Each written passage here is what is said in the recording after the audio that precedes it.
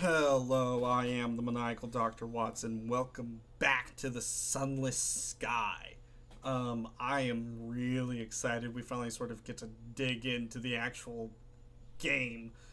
And let's go ahead and do that. Let's immediately undock. Come on. Oh, I'm out of frame. There we go. So, is it Z?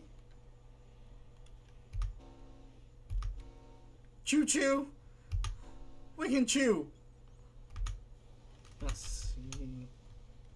I'm trying to remember the button. F. F for bet.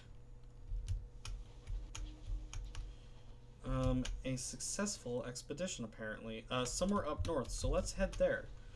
So I think we were gonna head up to Avon and head the way around to hopefully find everything we need. I don't know what this is. Victory Hall. Okay, so this is where we drop off port reports. The Assembly, a coalition of independent-minded settlers, colloquially called Tackities, gather and argue here, deliver port reports here to receive rewards, and win the Tackities' favor. So we can visit Victory Hall, raised in the wake of the blockade of New Winchester.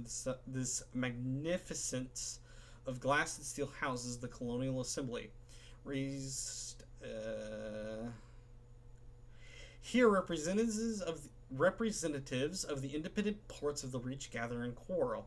We can take a look around. We can deliver port reports if we had them, or surrender our contraband if we had it.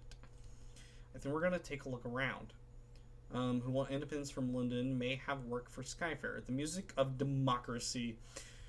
Today the chambers of Victory Hall echo with shouting. The assembly is in session and outraged roars descend from the boardroom of the palatial lobby. A discreet functionary escorts you from the premises before you hear anything too juicy. You're a captain, aren't you? She inquires.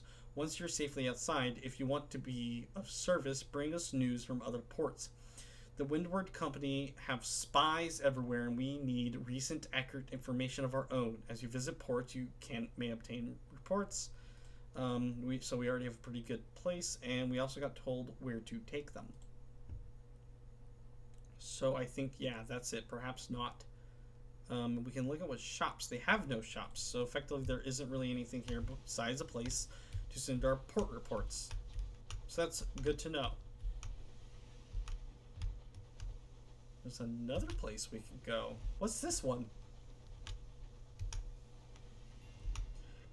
Company House. I think this was the other place we could send port reports, if I remember correctly. The local headquarters of the Windward Company, London's proxy in the Reach. I was correct. So we actually have both of them here. So we can choose where to deliver our port reports. To receive rewards and wins the company's favor. Following the uprising, the fortunes of the Windward Company fell in New Winchester. Now the modest officers occupy an ex-tinning factory in the murkier recesses of town. It continues to smell faintly of beans. Beans. Take a look around. The Windward Company, who represent London interests in the Reach, may have worked for Skyfarer. I think this is going to be the same.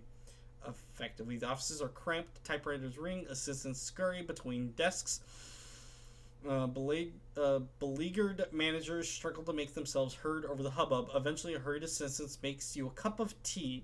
I'm afraid everyone's busy today, but if you want to make yourself useful, we always need up-to-date reports on events beyond New Winchester. Bring them straight here, though, not to. He nods out of the window towards Victory Hall, where the Colonial Assembly gathers. That lot. Queen and country and all that, eh? All right. I think we might give them to the company house. We'll see.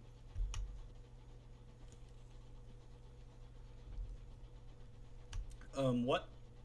Game? Thank you, game. That might have been it trying to load a new area. We also have terror, which we haven't had to deal with at all.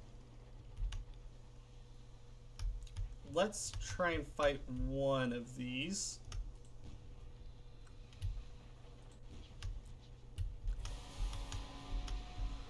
Excuse me?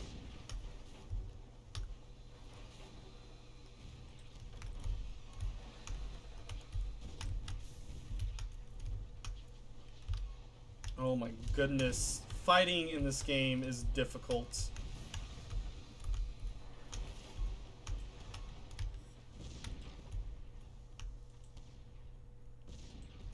Especially when you're head on. Trying to hit them broadside works a little bit well. Oh my goodness. Okay. Go. Go, go, go. Oh my goodness, I did not notice how low our hull got. A supply, that's helpful, but not good enough. Oh my goodness. Oh, no, no, no. Welp. We're not fighting anybody after that. Or anybody else, hopefully. Oh my goodness. That was a mistake immediately.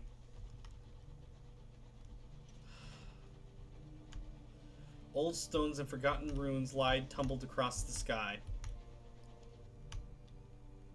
A stopped clock. The fastidious inspector approaches you in the gallery. Captain, good day. I notice your ship's clock had stopped. Perhaps you permit me to repair it. She has a little case of tools and a hopeful expression. We'll permit it. We prefer things to be right more than twice a day. An opportunity for conversation. She gives a grateful flicker of a smile and sets to work. Soon she has the back of the clock. Soon she has the back off of the clock and has spread tiny cogs across the galley table.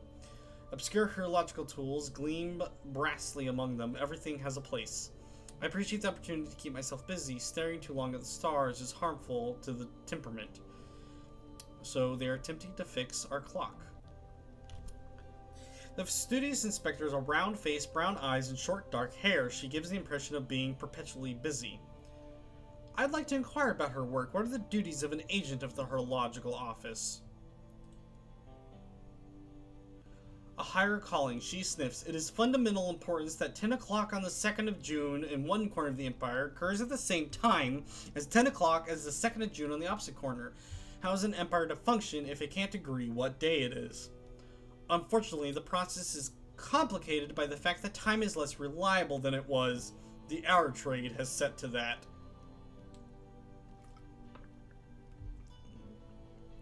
I wonder if we can ask about the hour trade. Ask about the hours trade. You've heard the Empress award her favorites with gifts of years to extend their lives, and that you can become rich mining for hours to satisfy London's hunger for them. The tangles of time. Oh, hours have more uses than that. We use them to increase the efficiency of workloads, to speed journeys to distant regions, to resolve overcrowding in prisons. It does make my life more difficult, with time knots and stretches like wool on the loom. More difficult, but more vital. Her Majesty seized the great trove of them when she assumed the throne of hours. And now even more have been found in the reach. Miners dig for them from the ground. She looks momentarily wistful. I hope someday to retire with a modest pension of years myself, to prolong the better part of my retirement. So we can ask about the war. We should compliment her on her skills. Her hands are deft and sure. She pauses, she polishes, she cleans, she reassembles. Thank you, she says, a smile, embarrassed silence. It's possible the inspector's pleased. It's rather hard to tell. We can ask about the war. I don't think we really want to do that, since we don't really know our place in that and all that. So I think we'll just bid her good evening. And to you, Captain, I think I shall make a cup of tea. Today the sky is as blue as ice and glass. Your scout transfers to the Y sky has nothing to report. We did find the Nowhere Inn. There's a dock, Captain. A singular declares the stir relieved at the sight of solid land.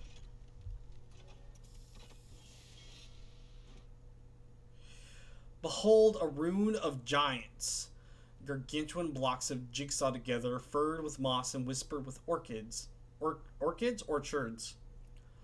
A bucolic village nestles amongst them. Smoke coils daintily from the chimneys. A leisurely game of cricket unfolds on the village green. We should disembark. A ramshackle dock juts into the sky beside a farmyard scattered with rusty locomotive parts, plating, piping, a chugging motor with its innards exposed. An oily-faced, black-haired girl waves your locomotive into position. Welcome to Port Avon, she calls as you disembark. A rich knot of scents greets you. Leaves and wood smoke enriched by an infrequent but pungent intrusion of goat. Port Avon welcomes new visitors, but your novelty will wear off the more time you spend there. When you visit in future, you may need to bring something to keep them friendly. Your Port Avon welcome is now 3. So, the first thing I'm actually going to do is go to the bazaar. Excuse me. Oh, that's the bronze wood. So we buy 3, which is only going to cost us 75. It will, however, fill our hold. And we're looking for bronze wood. And they also have a store here. Apparently we can buy a jumble of undistinguished souls. I don't think we really want to do that. A couple more of these. And other than the fact that our hold won't hold it. 47, 40, I think that's good enough. So we have a little bit of extra fuel, but we're very low on money. And we don't really have anything to sell.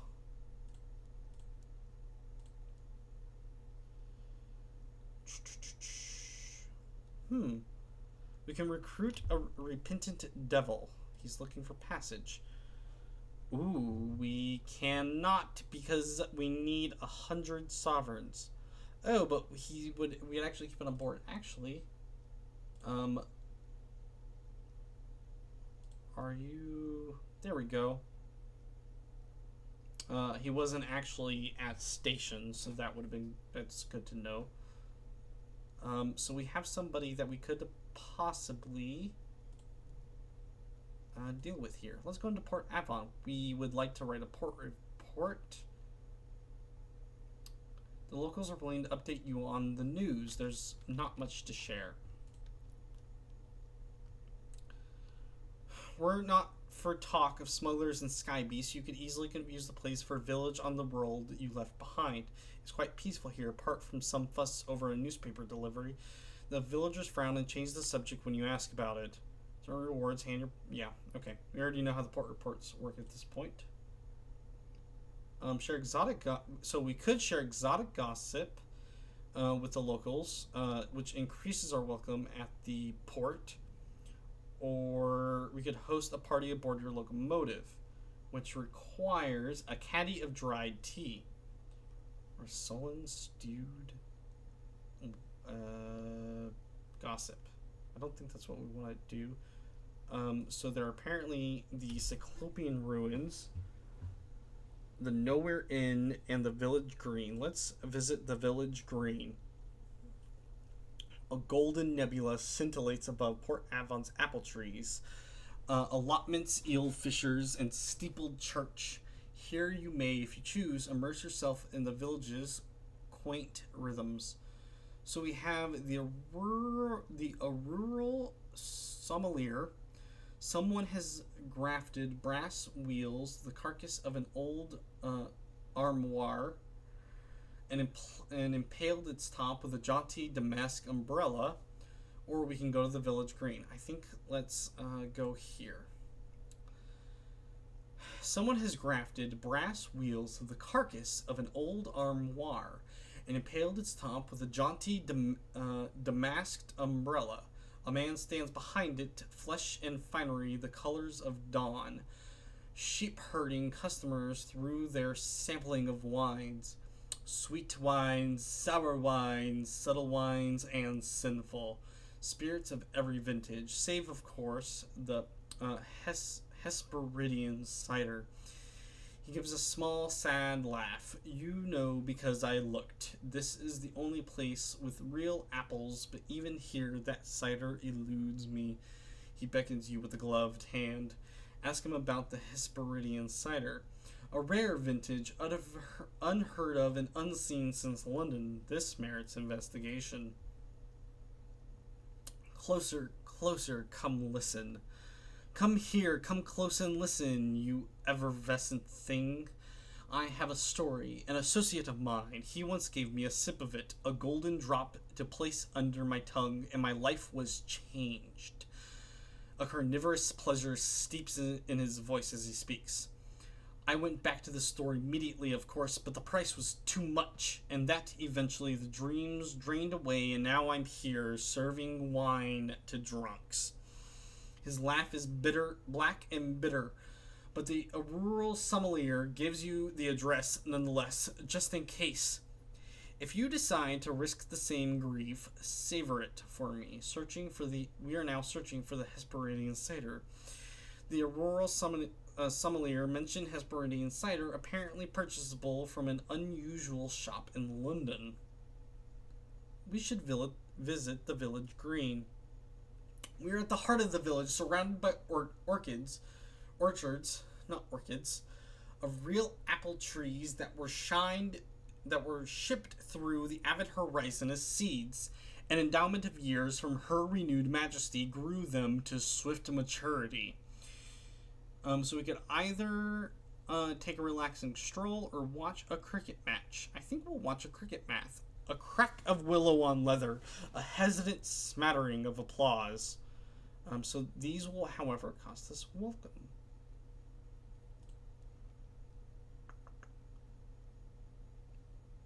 Howzat? The game could charitably be described as stately, but there is a moment of excitement when the batsman hits a six and the ball whizzes over the thatched roofs, off the edge of the port, and is lost forever in the starry deeps. The audience groans, play stops while someone goes to get another ball. I think we're not going to do this because I think we might want to try and keep this. So that's it for now. We have found a Port Avon. I guess I'll go straight through here. We can level up.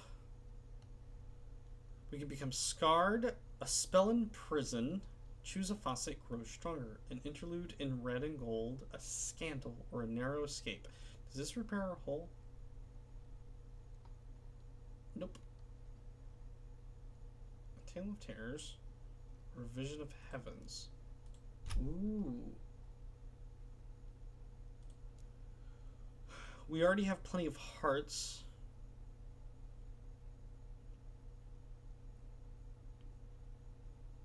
I think I want to go with this one.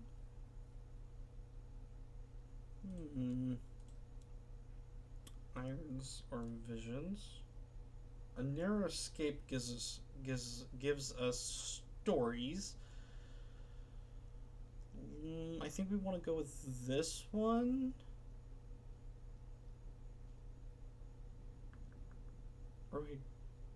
Yeah, an interlude in red and gold. You lost your mind once. They put you in a splendid hotel managed by cherry gentlemen who would determine when you could leave. How colorful the other guests were. How red the curtains, how gold the fittings, how secure the locks. Eventually you were allowed to leave. But was your recovery genuine? So... No. You just learned to lie. You said what you had to and they sent you home. Even now your world is red and gold and splendid. Interesting. So we're a little bit mad.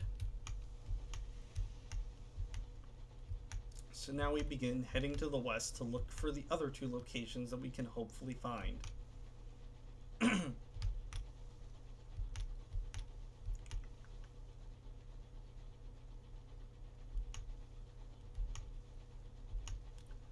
And if we look at the map, it's quite big. Apparently there's something grave over there. I think we'll come back to there. We'll probably be visiting these ports a few times. I'm really upset that we messed up, but I think we're just going to have to continue onwards. I'm going to send out the bat. Has nothing to report. The claimer knew which is to be heard from the wind, familiar as a disagreeable uncle. Okay, so we're near Winchester. Unsurprising. Which is probably why we didn't really find anything. But we're heading deeper into the Reach. Hopefully avoiding any sorts of trouble.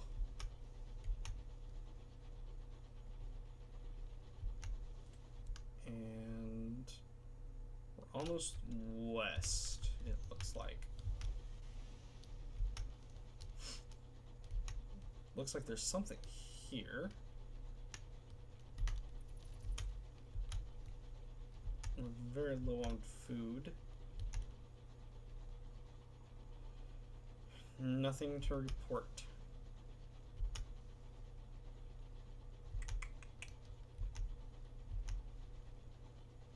Alright. This has been, I mean, somewhat eventful. I somehow managed to put myself on the edge of the seat at any moment, expecting something to pop out and murder me. Before we've made much progress at all. Mackin's Thrift. Holy shit. Oh, okay. Thank God that thing isn't an enemy. Oh my God.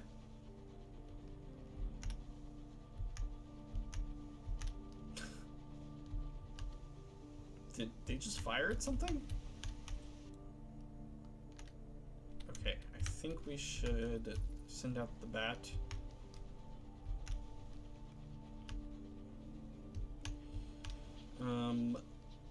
So apparently they have found something if we go more west. Reluctantly, your bat confesses to having found something. But only reluctantly.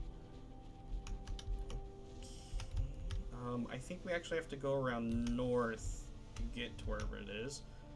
And they're shooting at something. I don't want to know what it is. Frankly. Oh my goodness, we have a single hull. Okay. Okay. I'm horrified that at any point something's literally just gonna pop out. Also, I just, oh, tab. It's just unknown what this thing is? Oh my goodness. Yeah, okay. This is definitely the right way, if it's the way we should go. Who knows? Is that something you can go under? Yes, it looks like it. Okay. Looks like it's getting colder.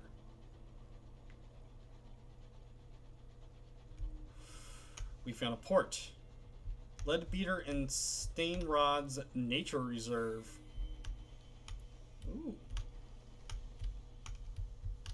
Okay. I highly doubt this is a place to get our ship repaired. Leadbeater and Stainrod is an elderly London company, the custodians of the Empire's first supernal nature reserve. To find work with them, head of the capabilities cabins. Oh, to find work with them, head for capabilities cabins. If you'd rather enjoy the reserve, seek the gateway to Albert's Ideal? Albert's Ideal. This concrete bay is for loading and unloading locomotives. It disappoints tourists who expect to arrive to a scenic waterside.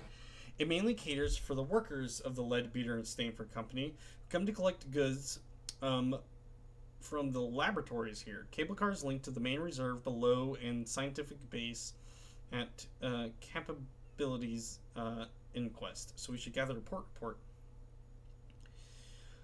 The Leadbeater and Stainrod Nature Reserve is a natural park maintained at great expense by the company. Scores of researchers come here to study the nature of the Reach. Many visitors come here for a pleasant holiday.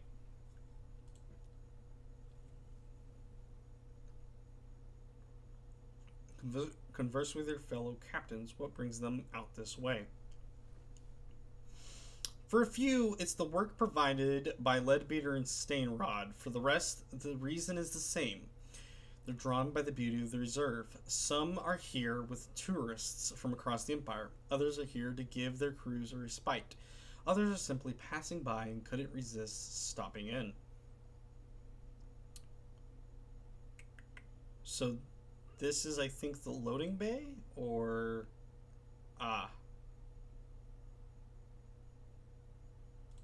That's where we were, correct? Yes.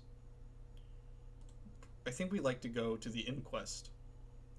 Base of researchers. That's not daunting at all. The researchers of the reserve have a number of laboratories scattered among the tourist cabins. The researchers of the reserve have a number... Okay, we already read that bit. From here, they study the mysteries of the Reach.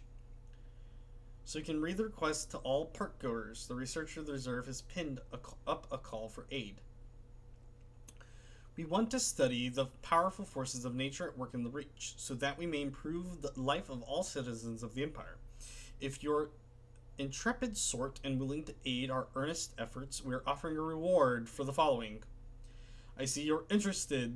The phlegmatic researcher has wheeled up behind you. His left leg is raised, perhaps to reduce the very obvious swelling. The keys to understanding the remarkable principles of growth and cultivation are waiting here. We just need suitable specimens. If you aid our research, I'll ensure you're properly remunerated. The researchers of the reserve have a number of laboratories scattered among the Okay. Oh, so he's going to give us a list. Is studying the mysteries of the Reach. What can you bring to aid him? He needs one of the following requests. Of course, he's happy to reward you if you bring back more. Experiments of sanctioned by the company.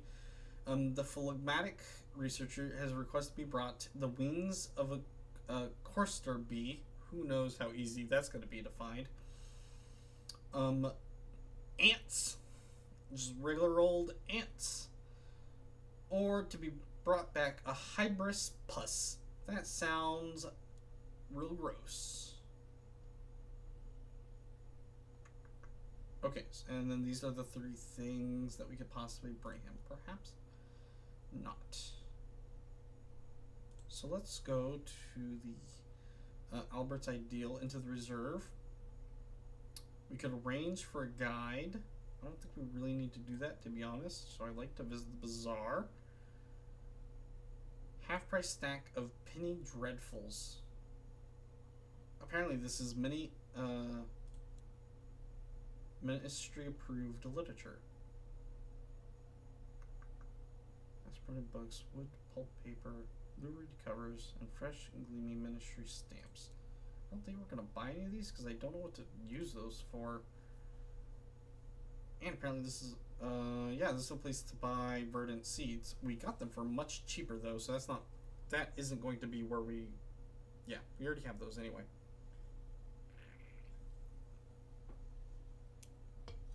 Is there anything we could sell? Nope. Okay. Off we head. So this is not the place we were looking for, but it is a place. We're still looking for the horological office. And the other one, I don't remember the name of. This is hopefully good. An additional supply. Gives us reason to use our bat. That's not what I meant to do. Good thing there was nothing in front of me. Okay, so I think that dude is safe to be next to. Hopefully. Considering if anybody decided to look at us funny, we'd go down.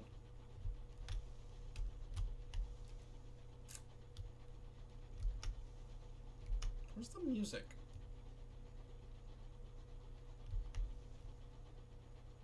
it's like just going off, but right now it's not.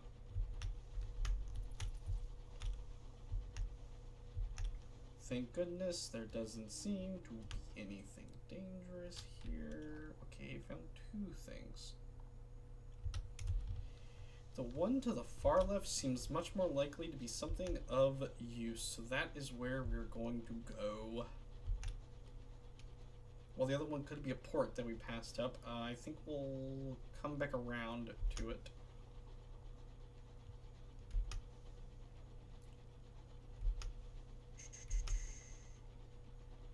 And assuming we don't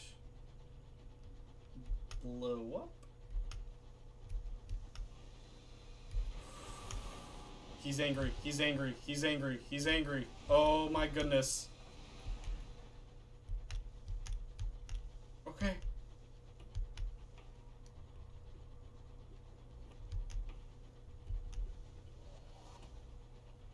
Think. Okay, we don't have a way to mine.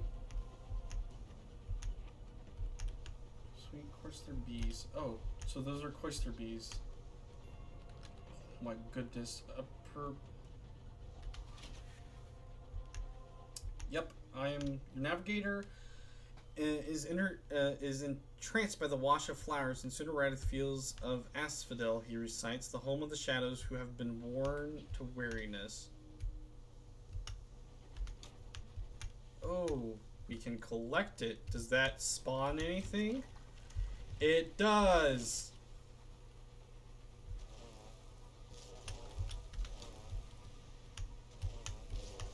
Okay, I need to try and get past these bees. I'm gonna turn off my light to hopefully sneak by. That's good to know for future use.